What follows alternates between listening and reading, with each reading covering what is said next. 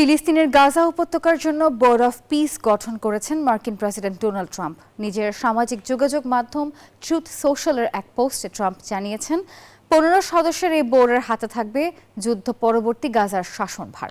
বোর্ডের প্রতিষ্ঠাতা নির্বাহী সদস্যদের মধ্যে রয়েছেন যুক্তরাজ্যের সাবেক প্রধানমন্ত্রী টনি ব্লেয়ার সহ যুক্তরাষ্ট্রের পররাষ্ট্রমন্ত্রী মার্কো রুবিও।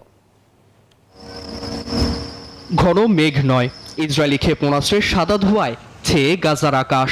ধ্বংসস্তূপে পরিণত দুটি বেসামরিক ভবনে স্বজনদের মরদেহ খুঁজছেন অসহায় ফিলিস্তিনিরা। গেল 24 ঘন্টায় নেতানিয়াহুর সেনারা উপত্যকার দের আল বালা, আল মাওয়াসি ও নুসেরাত শরণার্থী শিবিরে কয়েক দফা বিমান হামলা চালায়। হামলায় প্রাণ হারায় বহু ফিলিস্তিনি। ওদের স্বপ্ন পূরণে পাশে থাকতে পেরে আমরা গর্বিত। এমন বর্বর পরিস্থিতিতে যুদ্ধবিরতির দ্বিতীয় ধাপ শুরুর ঘোষণা দিয়েছে যুক্তরাষ্ট্র। জানায় গঠন করা হয়েছে বোর্ড অফ পিস। 15 সদস্যের সমন্বয়ে গঠিত বোর্ড অফ পিসের চেয়ারম্যান ট্রাম্প নিজেই, আর নেতৃত্ব দেবেন তার সমর্থিত রামাল্লার ফিলিস্তিনি কর্তৃপক্ষের সাবেক কর্মকর্তা আলী সাদ। এছাড়াও হোয়াইট হাউস জানায় মার্কিন পররাষ্ট্রমন্ত্রী মার্কো রুবিও ও যুক্তরাজ্যের সাবেক প্রধানমন্ত্রী টনি ব্লেয়ার থাকবেন বোর্ড অফ পিসের প্রতিষ্ঠাতা সদস্য হিসেবে।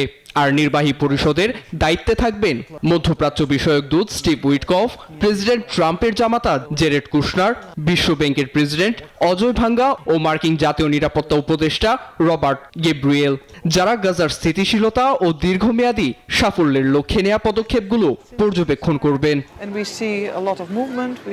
বিশ্বমোড়লরা শান্তি প্রতিষ্ঠার বুলি হাঁকলেও চলমান ইসরায়েলি হামলায় স্বস্তি নেই ফিলিস্তিনিদের। বোমাবর্ষণ চলছেই। যেখানে প্রথম ধাপ বাস্তবায়ন হয়নি, সেখানে দ্বিতীয় ধাপ আমাদের জন্য সুসংবাদ কিভাবে হয়। অন্যদিকে 2027 সালের মধ্যে হামাসের মতো সশস্ত্র বাহিনীগুলোর নিরস্ত্রীকরণ নিশ্চিত করতে ও উপত্যকার নিরাপত্তা কাঠামো পুনরুদ্ধারে আন্তর্জাতিক স্থিতিশীল বাহিনী আইএসএফ গঠনের বিষয়েও আসতে পারে ঘোষণা। নীরব দাস, নিউজ 24।